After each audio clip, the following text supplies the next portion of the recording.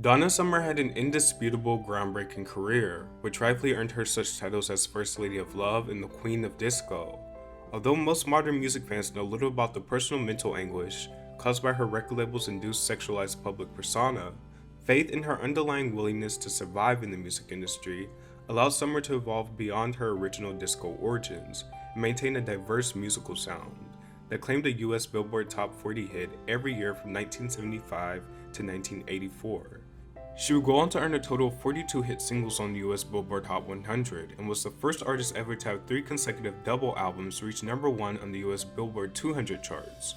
Summer's total lifetime sales have reached beyond 100 million worldwide, 5 Grammy Awards with 18 nominations, 6 American Music Awards with 12 nominations, and an inductee spot in the 2013 Rock and Roll Hall of Fame. Donna's unreplicable international superstardom has sparked inspiration in household names like Mary J. Blige, Whitney Houston, and Janet Jackson. Donna's career would be taken to new heights when she met Giorgio Moroder and Pete Bellotte while providing backing vocals during a recording session with American rock band Three Dog Night. The production duo had been actively seeking American vocal talent for their European-style dance recordings. They had gained fame working with native European singers, but desired a naturally soulful voice to reach greater achievements among American consumer markets. In 1974, the producers quickly moved to officially sign Donna as an artist for their label Oasis. The three of them then began working on a demo tape with European distributor Groovy Records. A printing error on their first press release misspelled Donna's last name as Summer. It would go on to remain as her stage name throughout her entire career.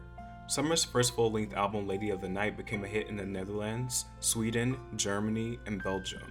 The strictly European market concept album release featured pop and R&B tracks, which gained strength behind the singles. Summer's debut album did not gain any notable attention in the States. That soon changed as recognition from fans in her home country would eventually come as she took an unexpected lead on the production duo's Love to Love You Baby.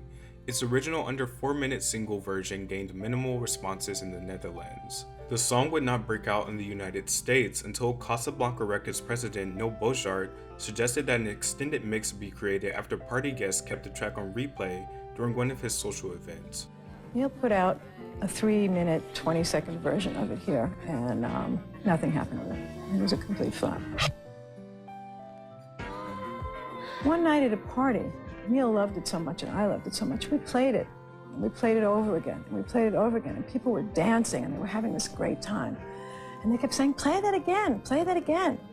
And Neil went, oh my God, I know what to do with this record. The production duo started working on a near 17-minute mix of the song designed to entice disco DJs into keeping the record on heavy club playlist rotations. He called me and asked me if I could extend the 4-minute version to a longer one, and I thought it was a great idea.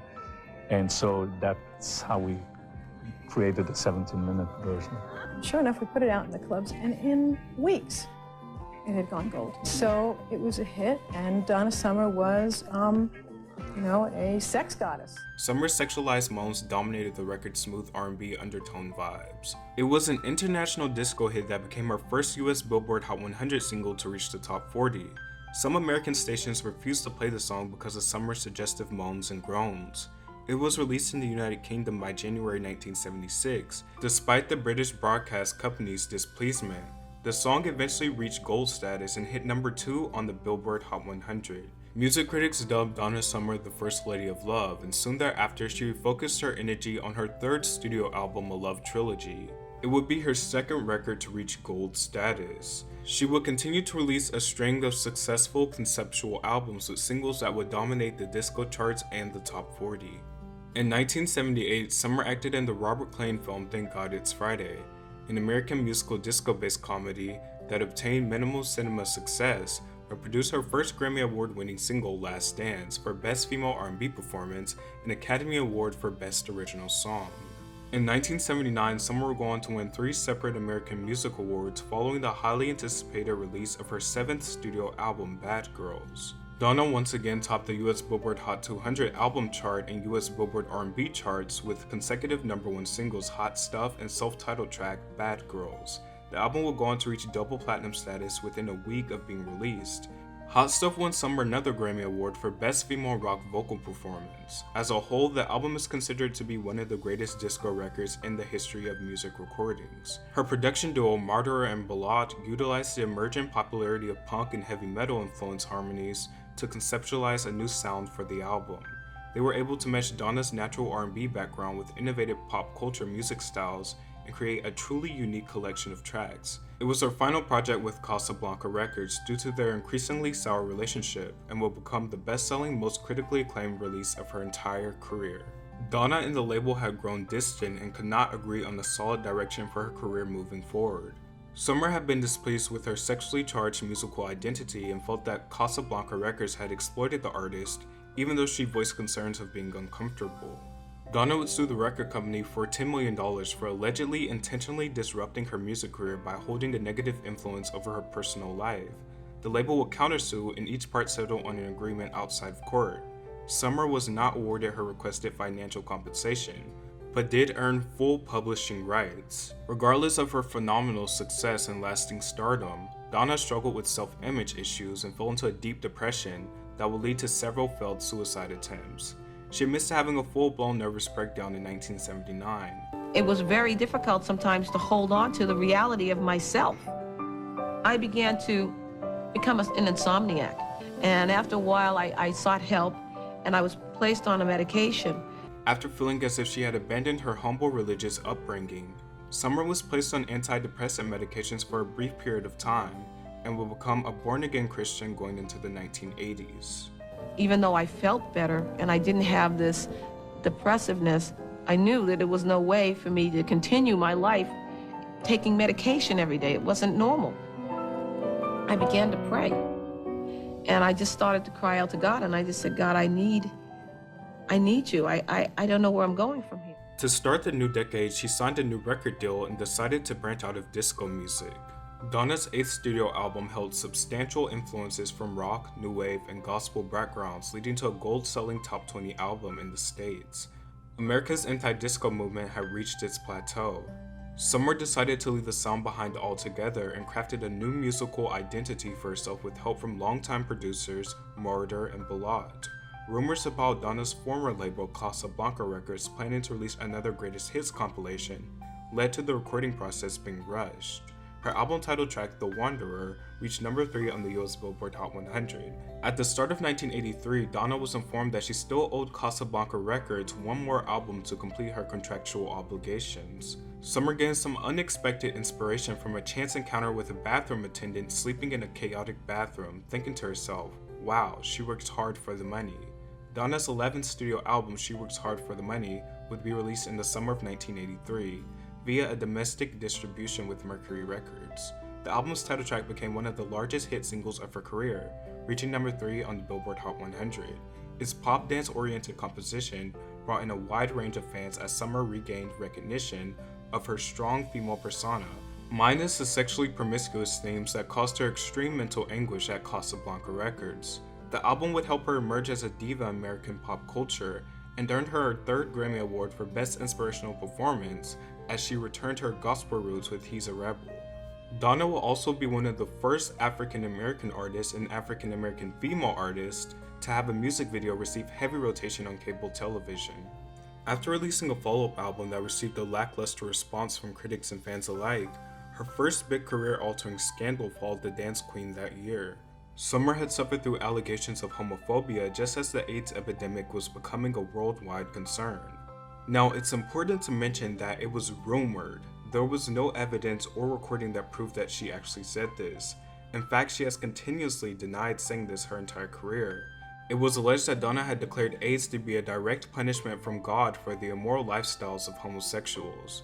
This resulted in weak album sales and forced Donna to deal with boycotting, picketing, and general protest against her recording material for several years. Summer was initially out of the loop on the backlash that she was receiving from this rumor because her family and friends protected her from the bad press.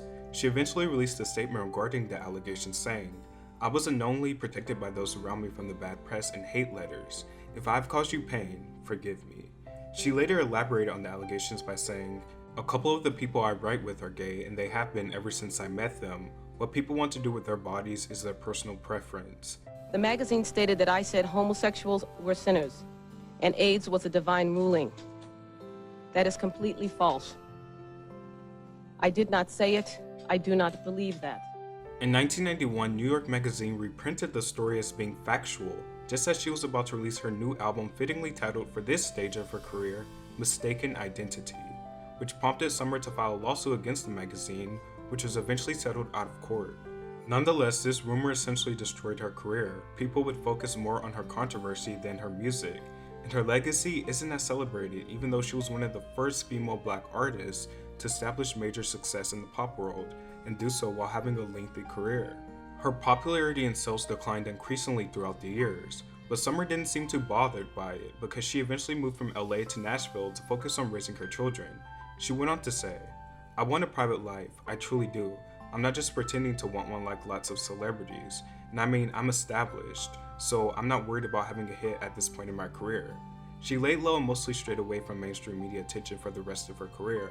However, she still proved to be the ultimate dance queen, still achieving hits on the dance charts years after her mainstream commercial success had subsided. In 2008, she released her 17th and final studio album titled Crayons, and was a minimal success amongst her fans, seeing the veteran tackle more current pop sounds.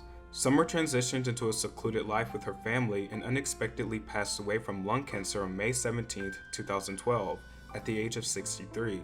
She had chosen to keep her terminal diagnosis hidden from the public, as the non-smoker theorized that the toxic fume inhalation as an aftermath of the 9/11 attacks led to her illness. Groups of music historians have contested that Summer's long-time exposure to secondhand smoke in nightclubs, bars, and closed venues led to her developing the life-taking disease. Donna Summer was peacefully laid to rest during a private ceremony held in Nashville, Tennessee. Her sudden death garnered massive public condolences from iconic figures throughout American pop culture, including Janet Jackson, Beyoncé, and former US President Barack Obama.